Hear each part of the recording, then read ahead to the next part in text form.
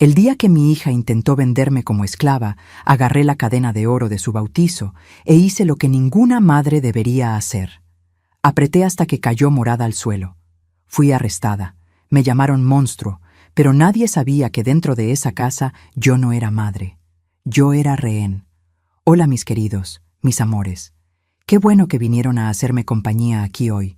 Mi nombre es Dalva, Dalva Concepción de los Santos. Tengo 72 años de edad y vivo aquí en Guadalupe, en Nuevo León, un pueblito del interior que es pequeño, pero tiene el corazón grande. Nací aquí mismo, en esta tierra roja, y después de tantas cosas que pasé en la vida, volví para acá para vivir mis últimos años en paz. En este exacto momento, estoy aquí sentada en mi sillón viejo de crochet, ese que heredé de mi tía Zulmira, haciendo unos tapetes de retazos para vender en el tianguito de la plaza el sábado. Miren nada más. Agarro estos pedacitos de tela que sobran de las costureras del pueblo, lavo todo bien lavadito, corto en tiritas y voy entrelazando con esta aguja gruesa aquí. Cada tapete lleva unos 3 días para quedar listo, pero cuando queda lindo, ¿eh? Colorido, calientito, lleno de historia. Cada retazo es un recuerdo. Este azul aquí era de un vestido que la doña Neusa me dio.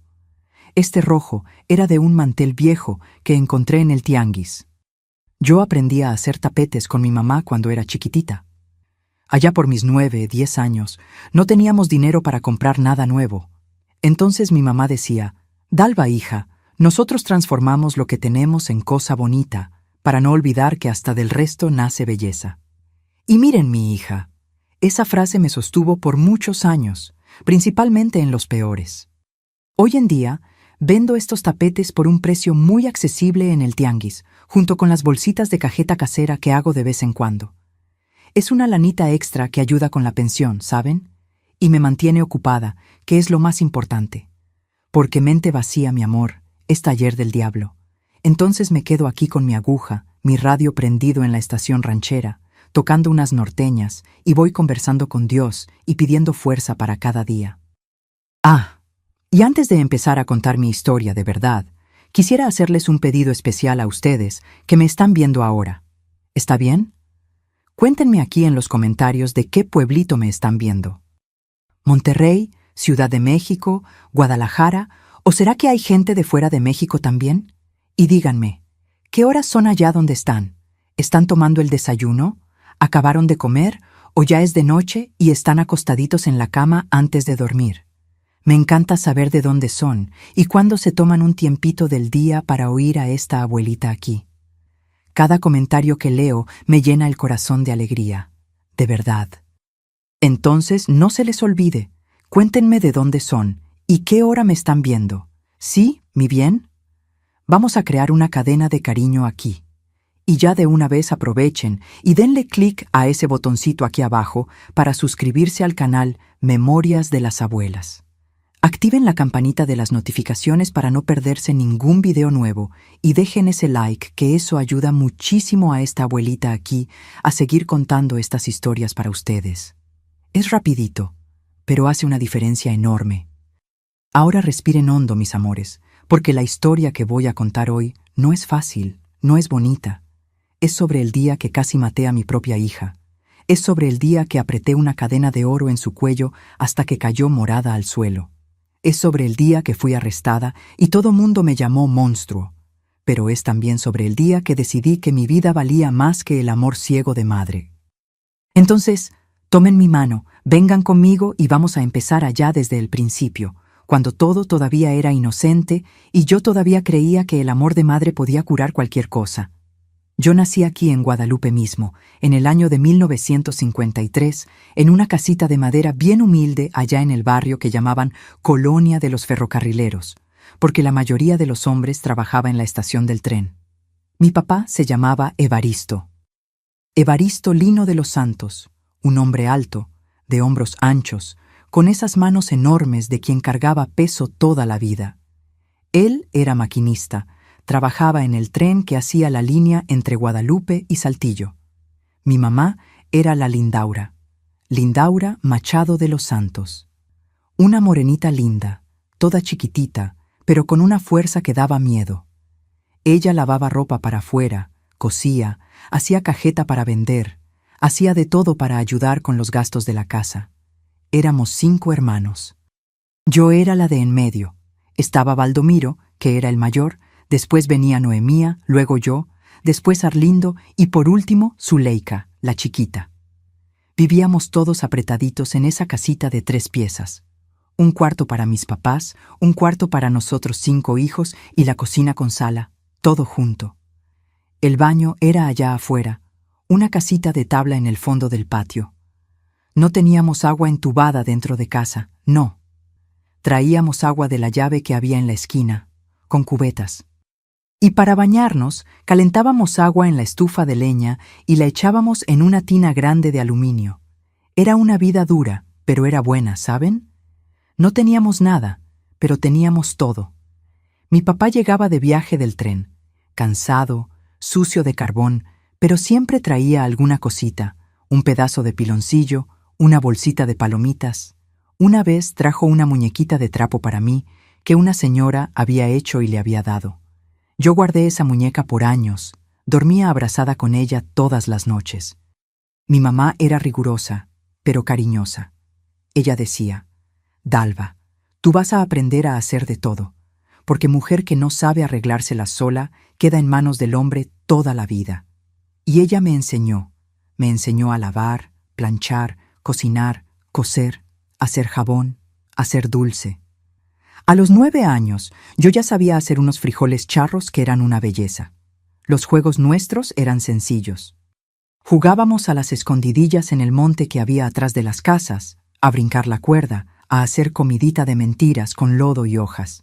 Los niños jugaban con carritos hechos de latas de sardina vacías y corcholatas. Yo tenía una amiguita, la Ivonete, hija de doña Teresita, que vivía 2 casas más abajo. Ivonete y yo éramos inseparables. Nos pasábamos horas haciéndonos trencitas una a la otra, inventando modas, soñando con vestidos bonitos y zapatos de tacón. Su mamá tenía una revista vieja de vanidades que nos quedábamos viendo, imaginándonos cómo sería usar esos vestidos de fiesta llenos de holanes. En la escuela, yo llegué hasta 4º año, que era lo que se podía hacer en esa época. La escuela estaba lejos. Íbamos a pie descalzas.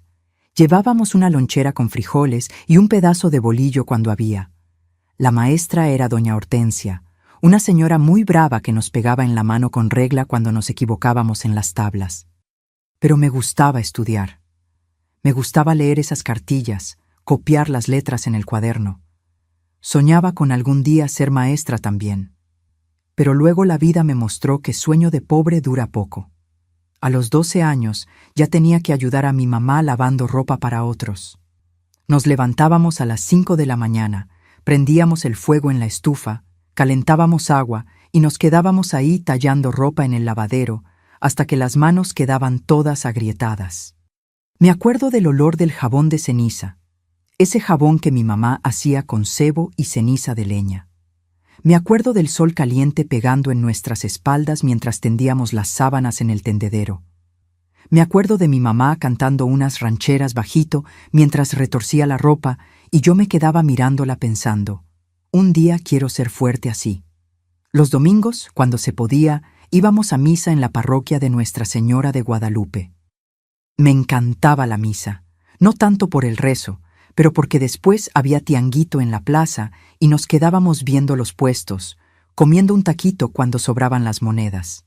El padre era el padre Octavio, un viejito italiano que hablaba un español medio enredado, pero que era muy querido por todo mundo. Él siempre decía: Dios ama a los pobres con amor especial porque ellos conocen el sufrimiento de Cristo. Yo le creía. Yo pensaba que ser pobre era casi un privilegio, una bendición. ¡Qué inocencia, Dios mío! La infancia pasó rápido. Yo ayudaba a mi mamá, jugaba con Ivonete, escuchaba las historias de mi papá sobre los lugares que veía en los viajes del tren. Él hablaba de Saltillo, de Monclova, de Piedras Negras, y yo me quedaba imaginando esas ciudades enormes, llenas de gente diferente. Yo soñaba con algún día subir a un tren e irme lejos, conocer el mundo. Pero al mismo tiempo tenía miedo de salir de ahí, porque ahí, en esa casita apretada, con esos hermanos peleones y esa mamá brava pero amorosa, era mi mundo, era donde me sentía segura. Cuando cumplí 13 años, empecé a hacerme señorita. El cuerpo cambió, la manera de pensar cambió. Empecé a fijarme en los muchachos, y ellos empezaron a fijarse en mí. Mi mamá se puso al pendiente, que en esa época muchachita decente no podía ni mirar a un hombre, sino ya quedaba mal vista. Pero yo era curiosa, inquieta. Quería saber cómo era noviar, casarse, tener mi propia casa. Quería saber cómo era ser mujer de verdad, no solo niña ayudante de la mamá. Y fue ahí, en esa fase de hacerme señorita, que las cosas empezaron a cambiar en mi vida.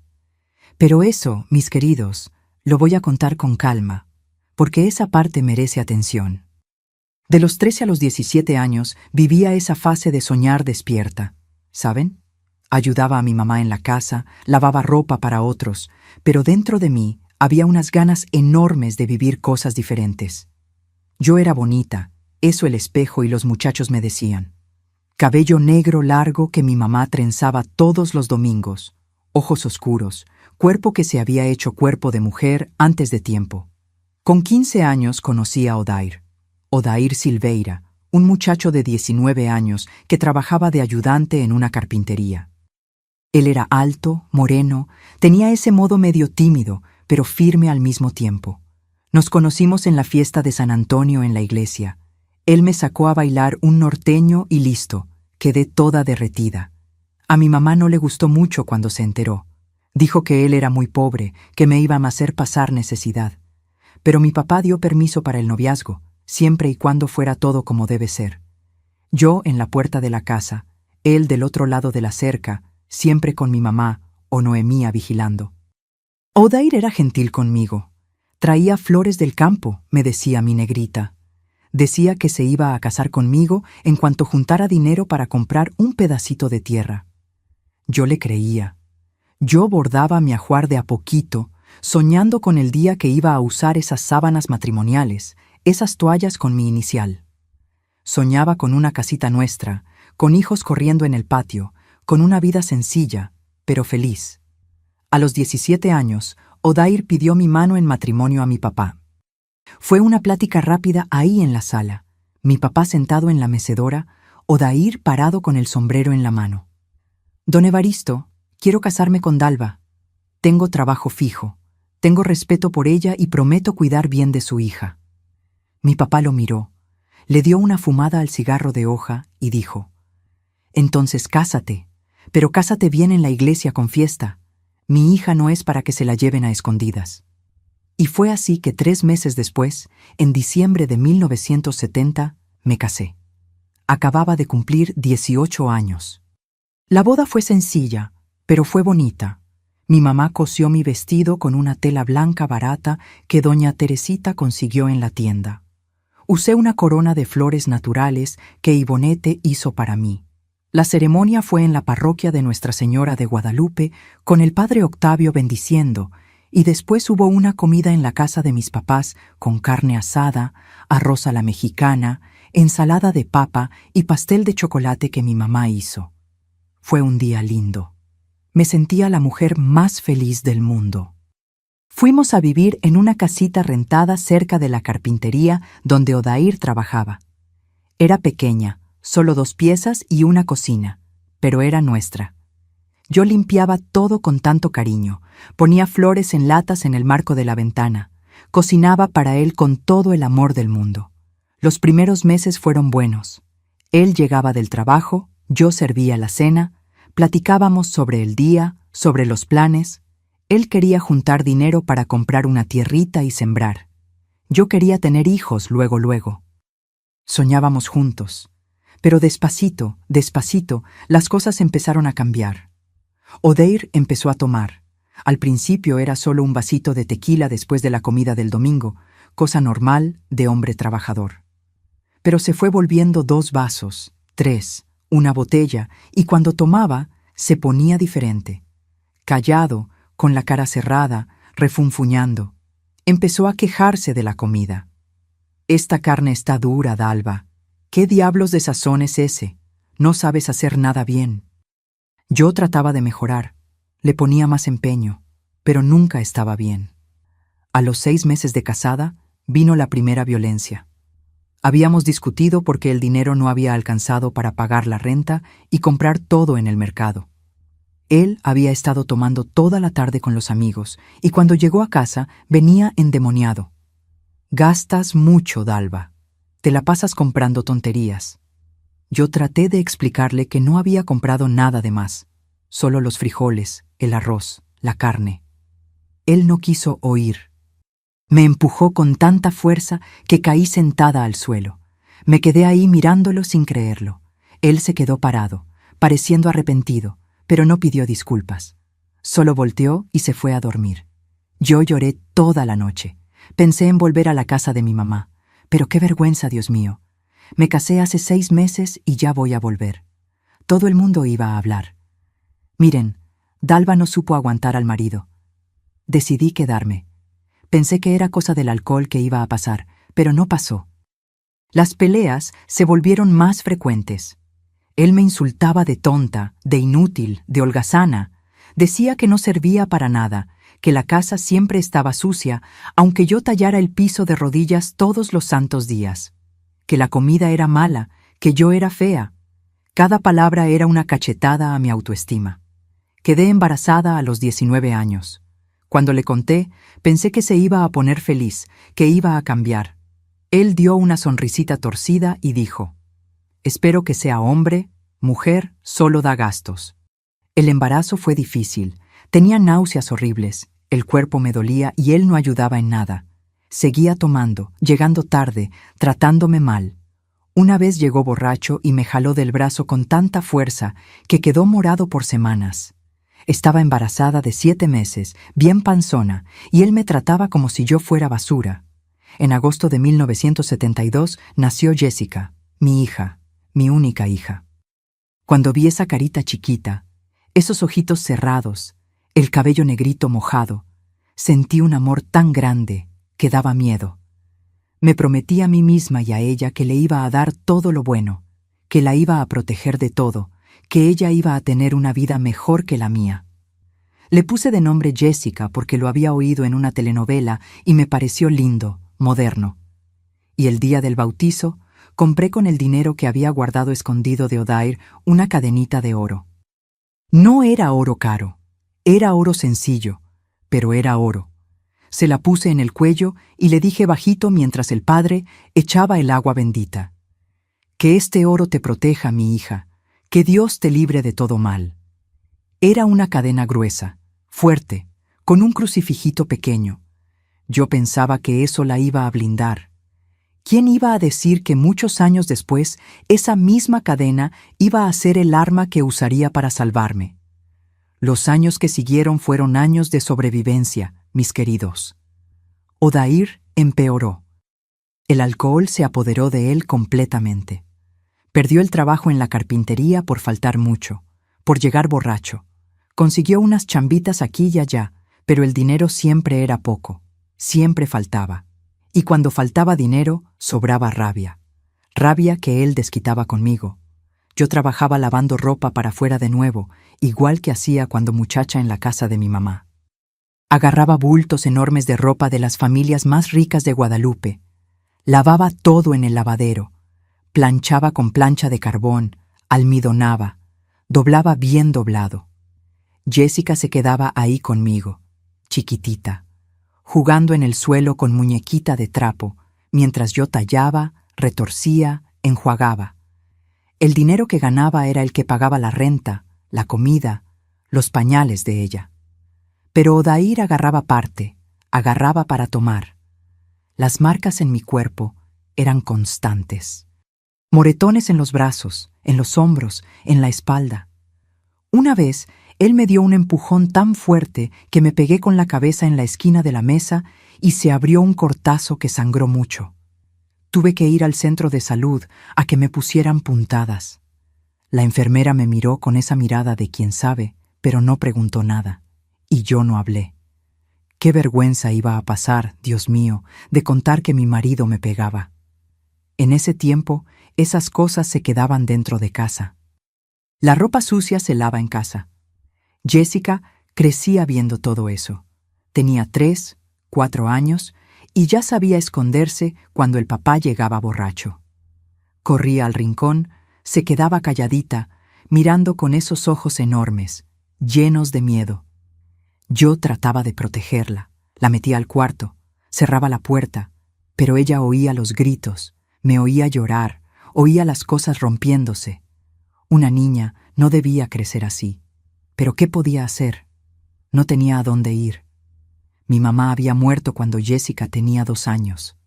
Mi papá se había enfermado. Murió poco después. Mis hermanos se habían dispersado, cada quien con su vida, sus problemas. Yo estaba sola. Odair me humillaba constantemente enfrente de vecinos, enfrente de la propia hija. Me decía gorda, fea, vieja. Yo tenía 25 años. Decía que ningún hombre me iba a querer, que tenía suerte de tenerlo a él. Suerte. Yo me miraba en el espejo y veía una mujer acabada, muy flaca, ojos hundidos, cabello sin brillo, manos agrietadas de tanto lavar ropa. Ya no me reconocía. Hubo una vez, Jessica tenía como 6 años, que él llegó tan borracho que ni podía mantenerse parado derecho. Se tropezó con la muñeca de ella que estaba en el suelo. Se cayó y cuando se levantó, agarró la muñeca y la rompió todita. Jessica gritó, lloró desesperada. Era la muñeca preferida que yo había cosido con tanto cariño. Yo traté de calmarla, pero no paraba de llorar. Odair se enojó con el llanto de ella y levantó la mano para pegarle a la niña. Yo me aventé enfrente. A ella no la tocas. Me puedes pegar a mí lo que quieras, pero a mi hija no la tocas. Él me dio una cachetada tan fuerte que vi estrellas, pero no le pegó a Jessica. Ese día entendí que yo aguantaba todo, pero si él tocaba a mi hija, yo era capaz de matar. Él seguía lastimándome de todas las formas. A veces eran cachetadas en la cara que dejaban mi rostro hinchado por días. Otras veces eran puñetazos en la espalda, en los brazos, en lugares que la ropa escondía. Él había aprendido a pegar donde no se viera mucho para que nadie viera, para que nadie sospechara. Pero los vecinos sabían, claro que sabían. Las paredes eran delgadas, los gritos eran altos, pero nadie hacía nada, nadie se metía. Era así en esa época.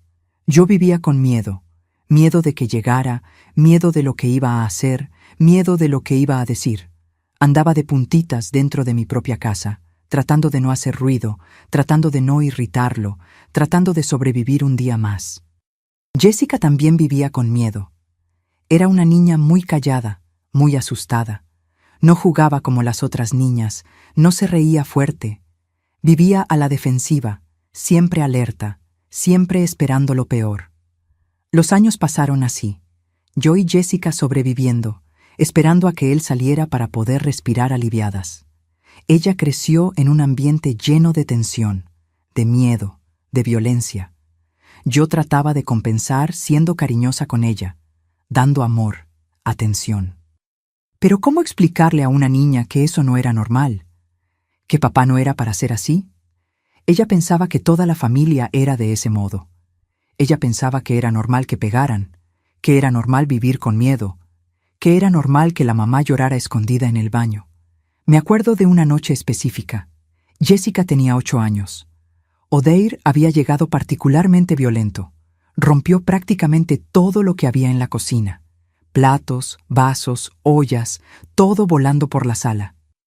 Jessica y yo nos encerramos en el cuarto, abrazadas, temblando, esperando que pasara la tormenta. Ella me miró con esos ojitos llenos de lágrimas y preguntó, «Mamá, ¿por qué no nos vamos?» Y yo, mis queridos, yo no supe qué responder. No tenía valor de irme. No tenía dinero. No tenía a dónde ir. Entonces solo la abracé más fuerte y le dije, «Va a pasar, hija, va a pasar». Pero no pasaba, nunca pasaba. Cuando Jessica cumplió 10 años, Odair tuvo una embolia. Tomó toda la vida, fumó, comió mal y el cuerpo le cobró la cuenta. Estuvo internado 2 semanas y cuando volvió a casa estaba diferente. Medio cuerpo paralizado, el habla trabada, dependiendo de mí para todo. Yo podría haberme ido en ese momento, podría haberlo dejado ahí y desaparecido, pero no pude. Yo lo cuidé. Lo limpiaba, lo bañaba, le cambiaba el pañal, le daba de comer en la boca. Y aún así, aún dependiendo de mí para vivir, él seguía insultándome. Con el habla trabada, pero insultándome. Inútil, tonta, desgraciada. Yo me quedaba ahí en silencio, haciendo lo que tenía que hacer, sintiendo mi corazón endurecerse más cada día. Cuidarlo fue una de las cosas más difíciles que he hecho, porque tenía que limpiar, alimentar, cuidar al hombre que me había torturado por años, el hombre que me había pegado, humillado, destruido por dentro. Pero lo hacía porque pensaba que era mi deber. Lo hacía porque era mi esposo, aunque él nunca hubiera actuado como uno. Lo hacía porque me habían criado para creer que la mujer aguanta, que la mujer no abandona, que la mujer soporta todo en nombre de la familia. Él murió 2 años después de otra embolia. Jessica tenía 12 años. En el entierro yo no lloré. Me quedé ahí parada, mirando ese ataúd, y no sentí nada. Ni alivio, ni tristeza, solo un vacío enorme. Jessica tampoco lloró. Se quedó a mi lado, agarrándome la mano, mirando al frente. Después del entierro, volvimos a casa, yo y ella. La casa estaba en silencio, por primera vez en años, en silencio de verdad. Me senté en el sillón, miré a Jessica y le dije: «Se acabó, mi hija. Ahora vamos a ser solo nosotras dos y va a ser diferente, te lo prometo». Yo creí en esa promesa. De verdad creí que a partir de ahí íbamos a ser felices. Pero la vida, mis queridos, la vida tenía otros planes, porque ese hombre había muerto. Pero la herida que dejó en mi hija, esa herida iba a pudrirse de un modo que nunca imaginé. Después de que Odair murió, pensé que la vida iba a mejorar. Jessica y yo, solo nosotras dos, empezando de nuevo. Yo seguí lavando ropa, cosiendo, haciendo unas chambitas de limpieza para mantenernos. Jessica siguió en la escuela, pero siempre fue medio rebelde, medio dejada. Yo trataba de platicar, dar consejos, pero no me oía. Decía que yo no entendía nada, que era anticuada, que ella sabía arreglárselas. Con 15 años, empezó a salir con unas amistades que yo no aprobaba. Gente más grande, gente que yo sabía que no servía. Yo trataba de prohibir, pero ¿cómo prohibirle a una muchacha que creció viendo al papá pegarle a la mamá? Ella no me tenía respeto. Me veía como débil. Y tal vez sí lo era. Jessica dejó la escuela a los 16. Empezó a trabajar en una lonchería, pero duraba poco en los trabajos. Siempre armaba problemas con el patrón, con los compañeros. A los 18 años ya estaba metida en cosas que yo ni quería saber bien qué eran. La veía llegar de madrugada, con los ojos rojos, riéndose sin razón, diciendo cosas sin sentido. Yo preguntaba. Ella me gritaba: «No me mandas, no eres nada». La violencia empezó despacito. Una palabra más áspera, un empujón sin querer, una puerta cerrada con fuerza, pero fue creciendo. A los 20 años, Jessica ya me insultaba abiertamente, me humillaba enfrente de quien estuviera ahí. Me decía vieja, inútil, peso muerto. Decía que yo era una parásita, que vivía de sus costillas, siendo que era mi pensión la que pagaba los gastos. Cuando yo trataba de defenderme, ella se me iba encima, me empujaba, me daba cachetadas, me jalaba el cabello. Yo no lograba reaccionar. Era mi hija, mi única hija. ¿Cómo le iba a responder? ¿Cómo la iba a denunciar, meterla a la cárcel? Había pasado la vida protegiéndola, y ahora ella era mi verdugo. El ciclo se había repetido, pero de un modo que nunca imaginé. Odair me pegaba y yo no reaccioné. Ahora Jessica me pegaba y tampoco reaccionaba. Me había vuelto aquello que juré nunca ser, una víctima eterna. Ella empezó a pegarme con más frecuencia. No eran solo cachetadas, no. Eran empujones violentos que me hacían caer al suelo. Eran jalones de cabello que arrancaban mechones enteros. Una vez me dio un puñetazo en el estómago que me dejó sin aire por varios minutos, pensando que me iba a morir ahí mismo. Yo me quedaba tirada en el suelo, tratando de respirar, Y ella se quedaba parada, mirándome con desprecio. «Levántate, vieja inútil, deja de hacer teatro». Empecé a tener miedo de dormir, miedo de que entrara en mi cuarto de madrugada e hiciera algo peor. Trancaba la puerta, empujaba una silla contra ella. Dormía con un ojo abierto, siempre alerta. Era la misma sensación que tenía cuando vivía con Odair. La misma tensión constante, el mismo miedo paralizante. Los años fueron pasando. Jessica entró en vicios pesados, jugaba, se metía con gente peligrosa, desaparecía días y volvía pidiendo dinero. Cuando no le daba, rompía las cosas de la casa. Rompió mi televisión, rompió mis platos, rasgó mi ropa.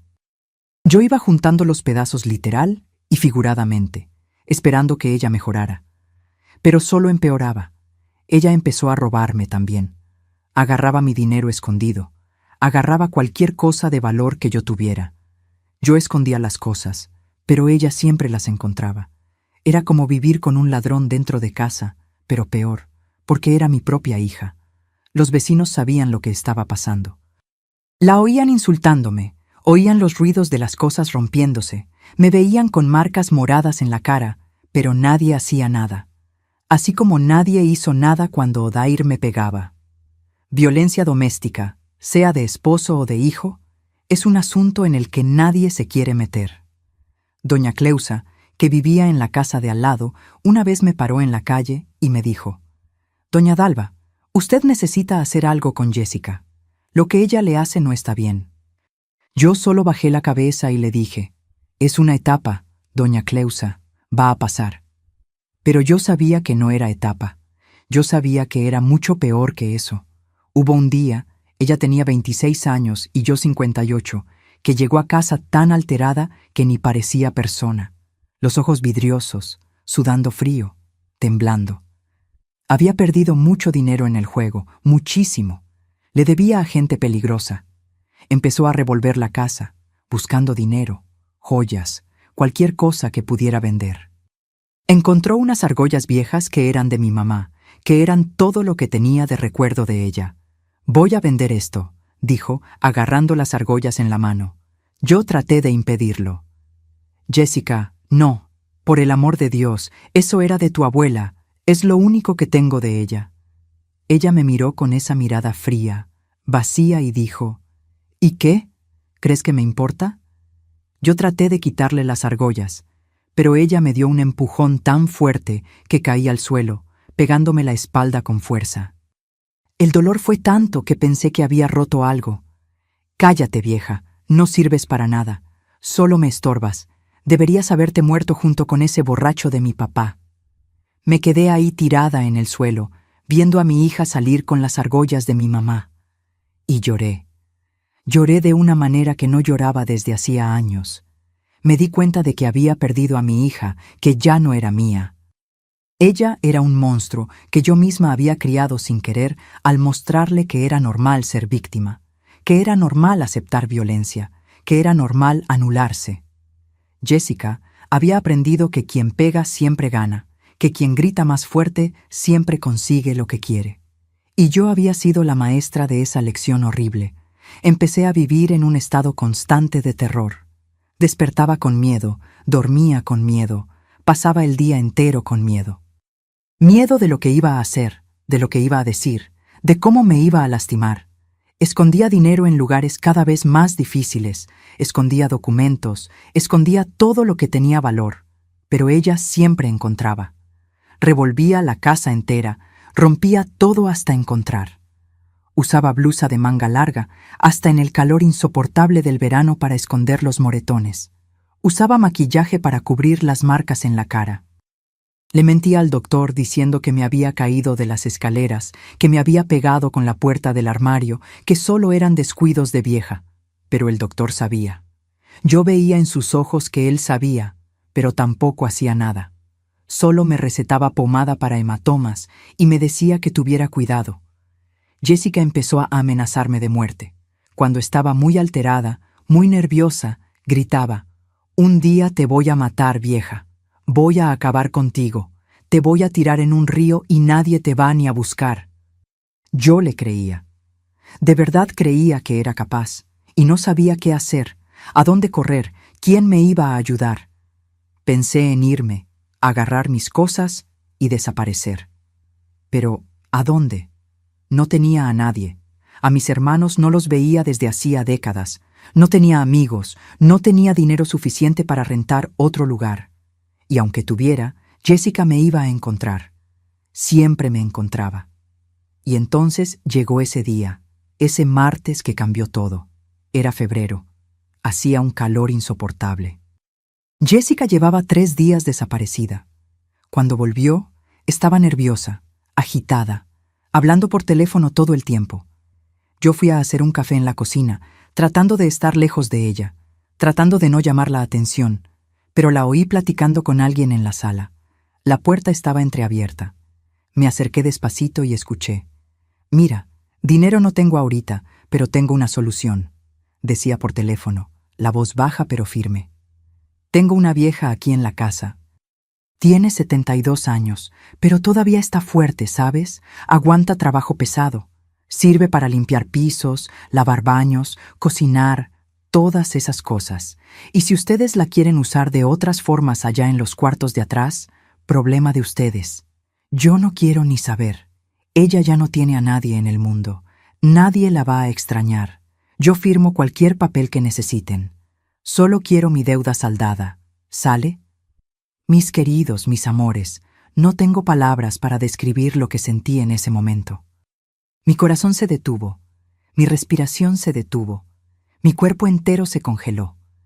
Me quedé ahí paralizada detrás de la puerta, agarrando la taza de café que empezó a temblar tanto en mi mano, que el líquido caliente se derramó y me quemó la piel.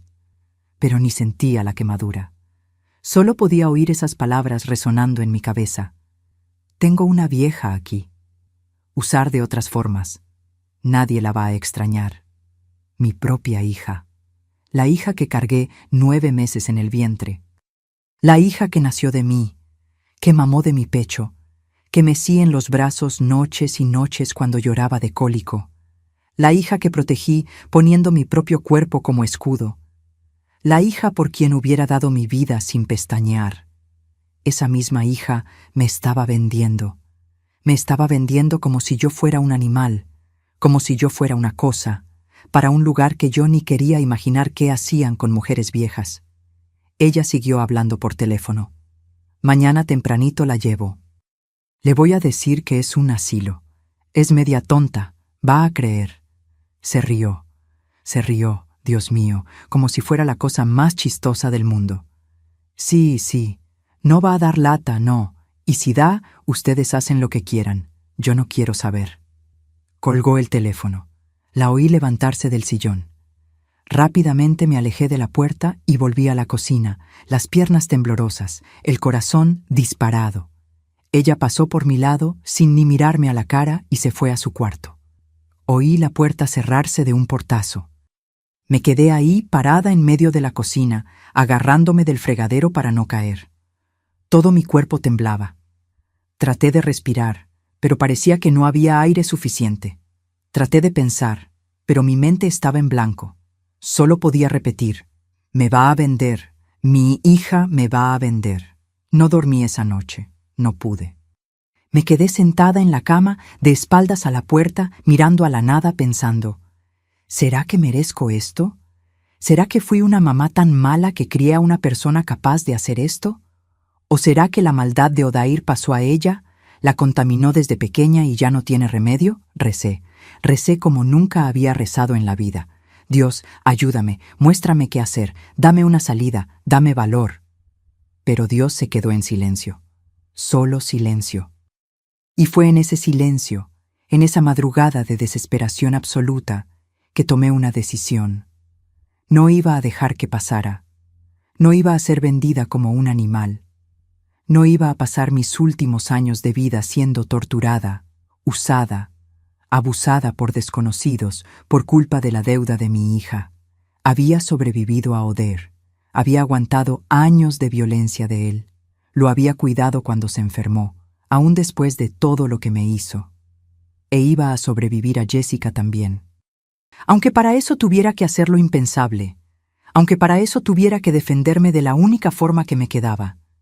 Miré mis manos viejas, llenas de arrugas, marcadas por años de trabajo duro, y pensé, estas manos lavaron ropa toda la vida. Estas manos cuidaron gente toda la vida. Ahora estas manos me van a salvar.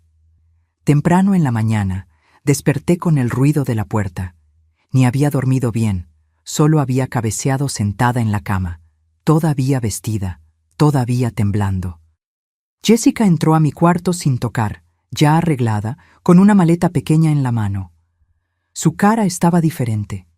Había una frialdad en los ojos que me dio un escalofrío en la espalda. Era la misma frialdad que veía en los ojos de Odair cuando estaba a punto de pegarme. «Vamos, mamá», dijo con una voz calmada, casi dulce, que era aún más espantosa que los gritos. «Conseguí un lugar muy bueno para usted, un asilo particular, muy bueno, con enfermeras, doctores, todo de lo mejor. Las otras abuelitas allá son muy buenas. Le va a encantar. El carro está esperando allá afuera. Póngase ropa decente y vámonos ya». La miré y en ese momento vi todo claramente. Vi la mentira, vi la maldad, vi la traición, vi el final que había planeado para mí. Pero también vi que ya no era esa Dalva de años atrás, esa que aceptaba todo callada, esa que bajaba la cabeza y obedecía. Algo había cambiado durante esa noche sin dormir. Algo se había roto y reconstruido diferente. Me levanté despacito, sintiendo las piernas débiles, pero la mente estaba clara, clarísima, por primera vez en muchos, muchos años. «No voy, Jessica», dije bajito, pero firme. Ella parpadeó como si no hubiera entendido. Se pasó la mano por el cabello irritada. «¿Cómo?» «No oí bien». «Dije que no voy. Sé lo que estás planeando. Te oí ayer en el teléfono. No me vas a llevar a ningún asilo. Me vas a llevar a un lugar horrible para venderme, para deshacerte de mí». Por un segundo, solo un segundo, ella pareció sorprendida. Los ojos se le abrieron un poco, pero luego la sorpresa se volvió rabia. Rabia pura, sin disfrazar. La cara se le puso roja, los ojos se le achicaron. La vena del cuello empezó a palpitar. «¿Ah, sí? ¿Estabas espiando, vieja chismosa? ¿Y qué? ¿Qué vas a hacer? ¿Me vas a impedir, vieja inútil, holgazana?» Aventó la maleta al suelo con fuerza, haciendo un ruido seco, y vino hacia mí con pasos pesados. «Si vas, ya no te aguanto. Eres un peso, una piedra amarrada a mi cuello. Me estorbas, me ahogas, me das asco. Cada vez que te veo, veo fracaso. Te quiero lejos de mí, lejos». Me agarró del brazo con esa fuerza de quien está poseída, las uñas clavándose en mi piel, y trató de arrastrarme fuera del cuarto. Yo traté de soltarme, jalé mi brazo, pero ella era más fuerte. Siempre fue más fuerte. Me jaló por el pasillo, y cuando traté de agarrarme del marco de la puerta, usando toda la fuerza que tenía, ella soltó mi brazo y me dio una cachetada tan fuerte que oí un chasquido. Sentí mi cabeza girar, sentí mi labio reventarse, sentí el sabor caliente y metálico de sangre llenando mi boca. «Suéltame, Jessica, por el amor de Dios, soy tu mamá», grité, escupiendo sangre, tratando de zafarme, pero ella me agarró del cabello y me jaló con tanta violencia que sentí mi cuero cabelludo arder. Sentí mechones enteros siendo arrancados. En ese momento, mirándola, no vi a mi hija, vi a Odair. Vi el mismo odio en los ojos, la misma violencia en los gestos, el mismo desprecio en la voz, el mismo monstruo, y algo dentro de mí se rompió definitivamente. Algo que había aguantado por 72 años, finalmente se partió. Cuando me jaló a la sala, todavía agarrando mi cabello, mi cuerpo perdió el equilibrio y caí de rodillas al suelo. El dolor en las rodillas fue intenso, pero casi ni lo sentí. Ella vino encima de mí, agarrándome de los hombros con las dos manos, las uñas clavándose hondo, tratando de levantarme a la fuerza, gritando, «¡Levántate! ¡Levántate ahora!». Fue cuando vi la cadena. Esa cadena de oro que le había puesto en el cuello el día del bautizo, hacía 28 años. Estaba ahí colgando en su cuello, brillando con la luz fuerte de la mañana que entraba por la ventana de la sala. La misma cadena que compré con tanto sacrificio, con dinero que junté lavando ropa por meses. La cadena que era para protegerla. La cadena con el crucifijito pequeño, símbolo de la fe que había depositado en esa niña. Y ahora, ella estaba usando esa cadena mientras trataba de destruirme. No pensé. No tuve tiempo de pensar. Mi cuerpo actuó antes que mi mente. Mi instinto de supervivencia, ese instinto que había estado dormido por tantos años, finalmente despertó. Levanté las manos que temblaban violentamente y agarré esa cadena con las dos manos. Sentí el oro frío contra mi piel y giré. Giré la cadena en su cuello, creando un torniquete, y jalé. Jalé con toda la fuerza que tenía, con toda la fuerza que nunca había usado para defenderme de Odair. Con toda la fuerza de 30 años de aguantar callada. Con toda la fuerza de una vida entera de ser humillada, disminuida, golpeada. Jalé como si esa cadena fuera la diferencia entre la vida y la muerte. Porque lo era. La cadena se apretó en su cuello, muy apretada. Los ojos de Jessica se abrieron enormes de sorpresa y miedo. Soltó mis hombros y llevó las manos al cuello, tratando de soltar la cadena, tratando de jalar mis manos. Ella me arañó, clavó las uñas en mi cara, en mi brazo, me pegó, trató de empujarme, pero yo no solté. No podía soltar. Si soltaba, me iba a llevar, me iba a vender, me iba a entregar para que me usaran, torturaran, destruyeran. Entonces apreté más y más y más, y grité. Grité todo lo que nunca había gritado en la vida. Grité por la niña que aguantó al esposo y no pudo gritar. Grité por la mujer que fue humillada y tuvo que tragarse todo en silencio. Grité por la mamá que fue golpeada por la propia hija y no reaccionó. Grité por todas las veces que me quedé callada. Te di la vida, te cargué meses, sufrí para traerte al mundo, te protegí de tu papá, te amé más que a nada, ¿y me quieres vender? ¿Venderme como si fuera un animal? ¿Como si yo no fuera nada? No voy a dejar que pase, no voy. Ella empezó a ponerse roja. Su cara fue cambiando de color, poniéndose cada vez más oscura, después morada. Las venas del cuello se le saltaron. La boca se le abrió, tratando de jalar aire que no llegaba. Los ojos empezaron a voltearse, mostrando lo blanco. Las manos, que antes me arañaban con fuerza, se fueron poniendo débiles, flojas, cayendo poco a poco. El cuerpo empezó a pesar, a resbalar. «Por favor, mamá», logró susurrar, la voz saliendo ronca, casi inaudible. «Por favor». Pero no solté, no podía soltar. ¿Era ella o yo? Y por primera vez en la vida me elegí a mí, y entonces ella cayó. Se desplomó al suelo como un peso muerto, el cuerpo pegándose con un sonido sordo contra el piso de madera de la sala. Solté la cadena. Mis manos temblaban tan violentamente que casi no podía controlarlas. La cadena se rompió con la presión. Las cuentitas de oro se desparramaron por el piso, rodando para todos lados, haciendo un ruidito metálico que resonó por la sala silenciosa. Me quedé ahí, de rodillas, jadeando, mirando a mi hija tirada frente a mí. Morada, inmóvil, los ojos medio abiertos, vidriosos, la boca entreabierta, el cuello con una marca roja profunda donde la cadena había apretado. «Dios mío», susurré, la voz desapareciendo. «Dios mío del cielo, ¿qué hice? ¿Qué hice?» Me arrastré hasta ella, todavía de rodillas. Puse mi oído en su pecho. Oí un latido débil, muy débil, pero todavía latía. Estaba viva, respirando con dificultad, pero viva. No había matado a mi hija, pero casi, casi. Me levanté tambaleándome, las piernas débiles, el cuerpo entero temblando. Pero aunque temblando, aunque llorando, aunque en shock, sabía que había hecho lo que necesitaba. Me había defendido por primera vez en la vida. Había dicho no. Había reaccionado.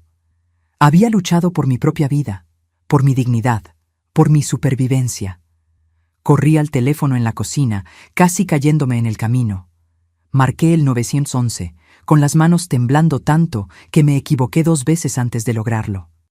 Cuando la operadora contestó, casi no podía hablar, la voz saliendo entre sollozos.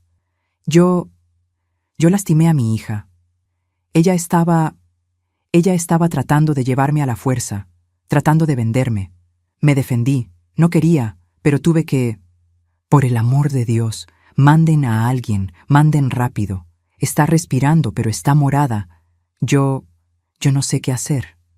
La policía llegó junto con la ambulancia. No tardaron ni 10 minutos, pero pareció una eternidad.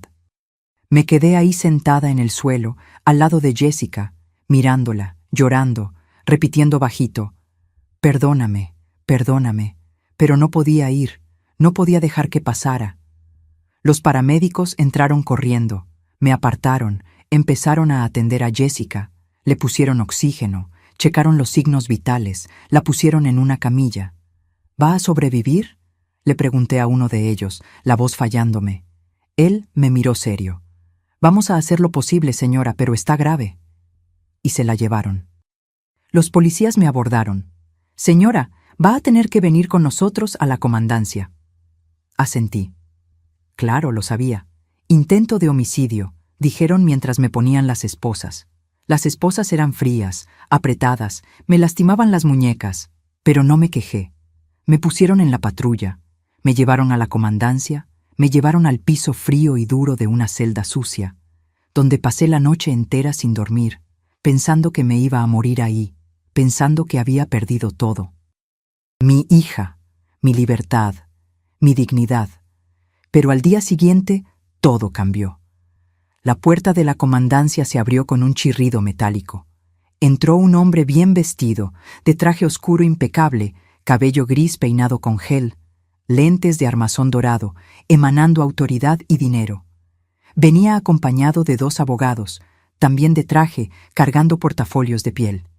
Levanté la mirada del suelo, donde estaba sentada, recargada en la pared sucia de la celda, y no podía creer lo que estaba viendo. Era Toñito. Antonio Luis, mi primo lejano, hijo de la hermana de mi papá, que no veía desde que éramos niños. Habíamos jugado juntos cuando éramos pequeños, allá en Guadalupe mismo, antes de que se fuera. Él tenía como 7, 8 años, yo tenía 5. Jugábamos a las escondidillas en los fondos de la casa de mi abuela. Después su familia se mudó a Monterrey y nunca más supe de él. Solo sabía por comentarios vagos de parientes lejanos, en velorios y bodas, que le había ido bien en la vida con negocios nocturnos. Nunca pregunté mucho. No era asunto que una mujer de bien quisiera saber. Toñito me miró a través de las rejas y los ojos, que eran duros cuando entró, se le llenaron de lágrimas. Dalva, prima Dalva, ¿eres tú de verdad? Vino hasta la celda con pasos rápidos, agarró las rejas con las 2 manos. Dios mío del cielo, yo no sabía. Te juro por Dios Todopoderoso. Te juro por el alma de mi mamá que yo no sabía. Cuando vi tu nombre en el boletín de arresto, cuando conecté los puntos y entendí que la vieja de 72 años que Jessica Santos me quería vender, eras tú, la prima Dalva, vine corriendo, dejé todo y vine. Se volteó hacia el comandante, que estaba observando todo con cara de quien no entendía nada. Comandante, necesito hablar con usted ahora. Es urgente. Tengo pruebas. Tengo todo lo que usted necesita para entender lo que realmente pasó aquí. En la oficina del comandante, Toñito abrió uno de los portafolios de piel, sacó un celular, lo conectó a una computadora y mostró todo. Los mensajes de audio de Jessica ofreciendo a su propia mamá. La voz de ella clara, sin ninguna duda. Tengo una vieja aquí. Sirve para limpiar, lavar, y si la quieren usar de otras formas, problema de ustedes. Las negociaciones de precio, las conversas sobre cómo irme a buscar. Todo grabado. Mostró fotos también. Fotos de mis hematomas que había mandado hacer con un perito particular cuando llegó de Monterrey. Moretones en el brazo, en la espalda, en la cara. Todo documentado, fechado, con sello de médico legista. Trajo testigos también. Vecinos que confirmaron en declaraciones escritas y firmadas que Jessica me agredía desde hacía años, que me insultaba, me pegaba, que ellos oían todo a través de las paredes delgadas. «Comandante», dijo Toñito con una voz firme, controlada, pero cargada de emoción. «Yo vivo en el error, lo sé. No voy a fingir que soy santo porque no lo soy. Mis negocios no son de los más limpios. Usted debe saberlo. Pero hay líneas que no cruzo. Hay cosas que son sagradas hasta para quien vive en la oscuridad. Y mamá es sagrado. Vender a la propia mamá, ofrecer a la propia mamá para que sea esclavizada, torturada, abusada, eso no es crimen común. Eso es monstruosidad. Eso es cosa del demonio». Doña Dalva, mi prima, una mujer de 72 años que pasó la vida trabajando, sufriendo, criando a esa hija sola, actuó en legítima defensa. Se defendió. Y si ella no hubiera hecho eso, hoy estaría siendo torturada en un sótano inmundo por culpa de la deuda de juego de la hija. El comandante me miró a Toñito, miró los papeles, los audios, las fotos. Suspiró hondo. Legítima defensa. Voy a mandar soltar a la señora, doña Dalva. Pero la hija de la señora, cuando se recupere, va a responder por intento de trata de personas, privación ilegal de la libertad y agresión. Me soltaron el mismo día. Legítima defensa. Salí de esa comandancia bajo el sol fuerte de febrero. Libre. El aire nunca había parecido tan limpio, tan ligero. Toñito me esperaba en la puerta. Me abrazó fuerte y me desmoroné. Lloré en su hombro como una niña. Lloré de alivio, de agotamiento, de tristeza, de libertad, de dolor, de todo junto. «Lo siento mucho, prima», dijo, la voz quebrada. «Si hubieras sabido antes que estabas pasando por esto, que ella te trataba así, te habría sacado de ahí hace mucho tiempo. Habría hecho algo. Nadie merece vivir así. Nadie». Jessica sobrevivió. Estuvo 2 semanas en terapia intensiva entubada. Cuando despertó, tenía secuelas. La voz le quedó permanentemente ronca, fallida, por la presión que la cadena hizo en la garganta. Ya no podía hablar fuerte, ya no podía gritar. Pero no fue arrestada por lo que me hizo, porque yo no tuve valor de procesarla. Aún después de todo, era mi hija. Pero fue arrestada meses después por narcotráfico y asociación delictuosa. Está presa hasta hoy, cumpliendo condena de 8 años. Nunca fui a visitarla. No puedo. No puedo verla sin sentir todo de nuevo. La cadena de oro se rompió ese día. Junté las cuentitas del suelo, una por una, con las manos todavía temblando. Las llevé a una joyería y mandé fundir todo. Se volvió una barrita pequeña de oro. La vendí por un precio justo. Con el dinero compré un boleto de camión. Salí de Guadalupe por unos meses. Fui a casa de una prima lejana en Saltillo. Me quedé ahí recuperándome física y emocionalmente. Pero después de un tiempo, extrañé mi tierra. Volví a Guadalupe, pero no volví al mismo barrio, a la misma casa llena de recuerdos malos. Renté una casita nueva en un barrio nuevo, lejos de todo lo que me recordaba el pasado. Empezar de nuevo. Sola, pero libre.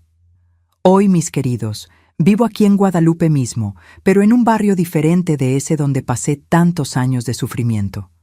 Es un barrio sencillo, tranquilo, que se llama Colonia Jardín. Vivo en una casita rentada pequeña, pero es mía. Tiene 2 cuartos, una salita, una cocina y un patiecito atrás donde planté hierbas de olor. Cilantro, perejil, hierbabuena, albahaca. Me encanta cuidarlas.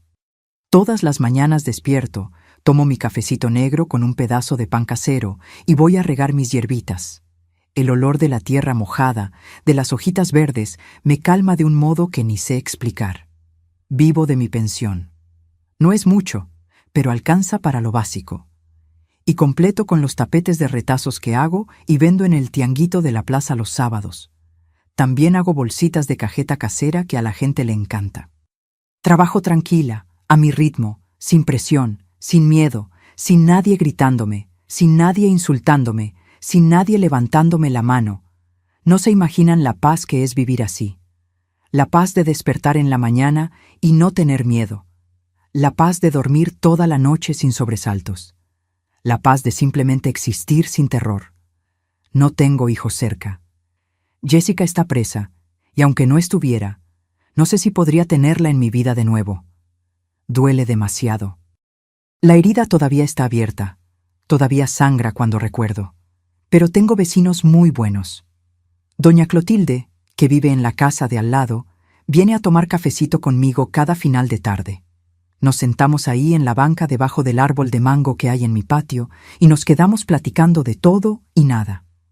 Ella me cuenta de las nietas, de sus problemas, de sus alegrías. Yo le cuento de mis plantas, de mis ventas en el tianguis, de mis días tranquilos. Ella me enseñó a hacer un pastel de elote delicioso que ahora es mi especialidad. Lo llevo al tianguis y se vende rapidito. Participo en la pastoral de la tercera edad de la iglesia. Todos los jueves hay encuentro. Rezamos el rosario, después tomamos un lunch comunitario que cada una trae algo y nos quedamos platicando, riendo, compartiendo la vida. Hay unas señoras muy queridas ahí, Senir, Olinda, Teresita. Nos volvimos amigas de verdad. De vez en cuando organizamos un paseo en camión para visitar algún santuario o algún pueblo vecino. El mes pasado fuimos a Saltillo a visitar la Catedral de Santiago. Fue lindo. Hacía años que no salía de Guadalupe a pasear, a hacer algo solo por placer. Hago terapia también. Una vez al mes, a través del centro de salud, hay una psicóloga que atiende a las personas de la tercera edad. Se llama Aline, una muchacha joven, muy atenta, muy paciente. Al principio me daba pena contarle las cosas, abrir mi vida, mis heridas, pero de a poquito me fui abriendo. Contar mi historia a alguien que no me juzga, que solo escucha y me ayuda a entender, fue liberador. Ella me dijo una vez, y nunca lo voy a olvidar: Doña Dalva, usted es una sobreviviente. Usted no es víctima, usted es guerrera. Lloré cuando oí eso. Lloré mucho. Guerrera.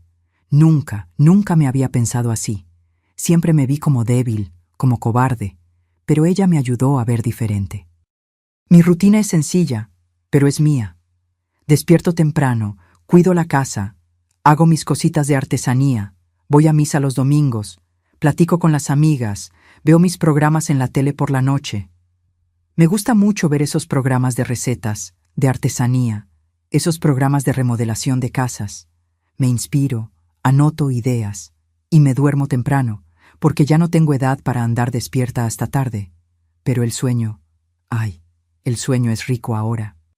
Profundo, reparador, sin pesadillas, sin despertar asustada en la noche pensando que alguien me va a pegar, que alguien me va a arrastrar. No tengo contacto con ningún pariente cercano. A mis hermanos los perdí de vista hace muchos años. Cada quien siguió su camino, su vida. Toñito, mi primo que me salvó, de vez en cuando me llama para saber cómo estoy. Se ofreció a ayudarme económicamente. Dijo que podía darme una mensualidad, comprarme una casa, pero me negué. Le agradezco de corazón, pero no quiero deberle nada a nadie. Quiero vivir de lo que es mío, de mi sudor, de mi pensión, de mi trabajo. Independencia es libertad, y libertad es la cosa más preciosa que conquisté. A veces pienso en Jessica. ¿Será que piensa en mí? ¿Será que se arrepiente de lo que intentó hacer? ¿Será que entiende el mal que me hizo durante tantos años?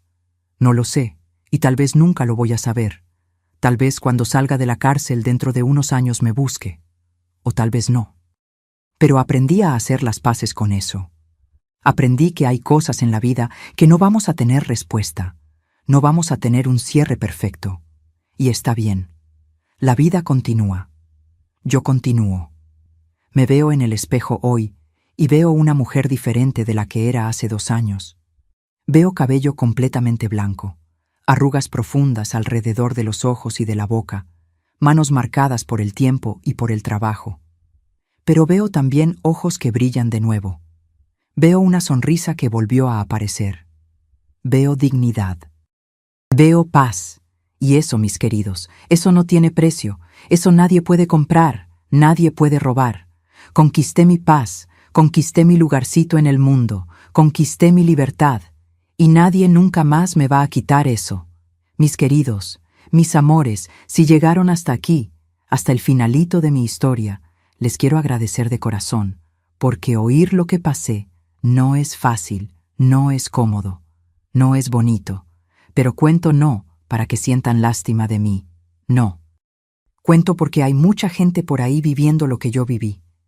Hay muchas mamás, muchos papás, muchos abuelitos siendo maltratados, humillados, golpeados, hasta vendidos por los propios hijos, y quiero que esas personas sepan, no están solos y no merecen eso. Nunca lo merecieron, nunca lo van a merecer. Me llevó años, décadas, entender algo muy sencillo, pero muy importante. El amor no duele, el amor no humilla, el amor no pega, el amor no vende. Sea amor de esposo, sea amor de hijo, sea amor de quien sea. Si alguien te lastima, te disminuye, te hace sentir menos de lo que eres, te trata como objeto, como cosa, eso no es amor. Es control, es violencia, es maldad, y no tienes que aceptarlo. No tienes obligación de aceptarlo. Sé que es difícil, sé que cuando es familia uno se queda atrapado en ese pensamiento de «pero es mi hijo, pero es mi sangre». ¿Cómo lo voy a denunciar? ¿Cómo lo voy a abandonar? Yo pensé así por años. Aguanté por años. Pero ¿saben qué aprendí? Que cuidarse a uno mismo no es egoísmo, que defenderse no es pecado, que tu vida vale tanto como la vida de cualquier otra persona, y que nadie tiene el derecho de quitarte tu dignidad, tu paz, tu seguridad. Si estás pasando por algo parecido a lo que yo pasé, si tienes un hijo que te maltrata, que te pega, que te roba, que te amenaza, por favor, no esperes llegar al límite que yo llegué. No esperes el momento de desesperación total donde vas a tener que elegir entre tú y él. Busca ayuda antes. Habla con alguien, vecino, amigo, iglesia, centro de salud, asistencia social, cualquier persona, cualquier lugar que pueda oírte, acogerte, protegerte. Porque solos no podemos. Yo solo pude porque Dios puso a Toñito en mi camino en ese momento exacto. Pero podría haber buscado ayuda antes. Podría haber evitado tanto sufrimiento, tanto dolor. Y para ti que conoces a alguien que está siendo maltratado por un hijo, por una hija, por alguien de dentro de casa, no finjas que no ves. No hagas como que no es contigo. No des la espalda, ofrece ayuda, denuncia, protege. A veces un simple «estoy aquí si necesitas» puede salvar una vida, puede darle valor a la persona para dar el primer paso rumbo a la libertad. Cuento mi historia no para entretener, no para ganar likes, no para ser famosa. Cuento porque el silencio protege al agresor. Hablar es el primer paso para liberarse. Cada vez que comparto lo que viví, le estoy diciendo a alguien allá afuera: mereces paz, mereces respeto, mereces vivir sin miedo. Puedes salir de esto. Esto es concientización, es prevención, es amor verdadero. Y si una sola persona reconoce las señales de abuso por mi historia, si una sola persona tiene el valor de pedir ayuda por lo que conté, ya valió cada lágrima que derramé contando esto aquí. Pasé décadas dejando que me trataran como menos que nada, dejando que Odair me pegara, dejando que Jessica me humillara. Pero cuando vi el abismo y vi que me iban a vender como mercancía, como objeto, como cosa sin valor, algo despertó dentro de mí. Descubrí que yo valía más que todo ese sufrimiento. Descubrí que tenía derecho a decir no. Descubrí que mi vida era mía, que mi cuerpo era mío, que mi dignidad era mía. Y fue la cosa más liberadora que he sentido en la vida. Si tú o alguien que conoces está siendo maltratado dentro de casa, sepan que en cada país, en cada ciudad, en cada comunidad, existen personas e instituciones listas para ayudar. Busquen apoyo, busquen protección. No importa tu edad, no importa si es tu hijo o tu hija quien te maltrata, no importa hace cuánto tiempo pasa. Violencia es violencia. Abuso es abuso. Y tienes derecho a vivir en paz, con seguridad, con dignidad. La dignidad humana no tiene fronteras. El respeto no tiene nacionalidad. Juntos, como una gran familia humana, podemos hacer la diferencia. Podemos romper el silencio. Podemos salvar vidas. Y ahora, mi bien, mi amor, si de verdad te importan historias como la mía, si quieres que más personas sepan que existe salida, que existe esperanza, que existe vida después del infierno, te pido algo del fondo de mi corazón. Suscríbete a este canal ahora. No lo dejes para después, no lo dejes para más tarde. Dale clic a ese botón aquí abajo del canal Memorias de las Abuelas y activa la campanita de las notificaciones. ¿Por qué? Porque cada suscripción ayuda a este canal a crecer, ayuda a que estas historias lleguen a más gente que necesita desesperadamente oír.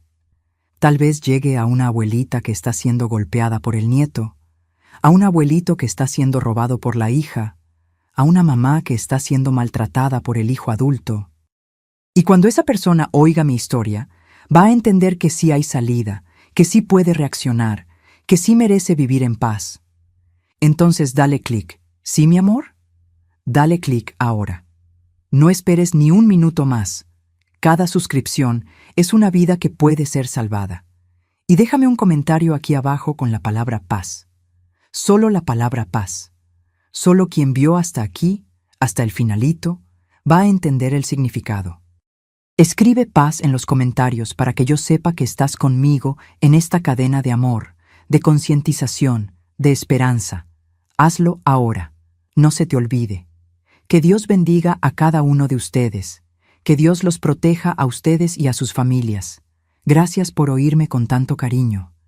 Gracias por darme fuerza para contar esta historia que duele tanto, pero que necesita ser contada.